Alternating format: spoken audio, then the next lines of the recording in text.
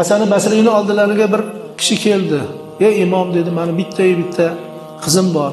Asrab avaylab voyaga yetkazganman. Yaxshi odobli, axloqli, ilmli, diyonatlik. Hozir paytda bo'yi yetib juda ko'p sovchilar kelyapti, so'rayapti. Kelayotgan odamlar ham yaxshi, yomon emas. Lekin qaysi biriga berishga boshim qotib. Nima qilishga, qaysi yo'l bilan tanlashligini bilmayapman. Nimasiga qarayman ularni? Maslahat bering" deganda Hasan Basriy endi olim zot, vali zot, taqvodorroqqa bergin dedilar. Ya'ni Xudodan qo'rqadiganiga bergin dedilar. Agar qizingni yaxshi ko'rib qolsa, taqvodor hurmat qiladi, boshiga ko'taradi. Agar yomon ko'rgan taqdirda ham Xudodan qo'rqadi deb zulm qilmaydi dedilar. O'shaning uchun shunga bergin dedilar. Xudodan qo'rqadi u. Nohaqlik qilmaydi, zulm qilmaydi, zo'ravonlik qilmaydi deb ana tanlovda shunga qarab bergin dedilar. Hozir qancha zo'ravonlik degan masala ko'tarilyapti.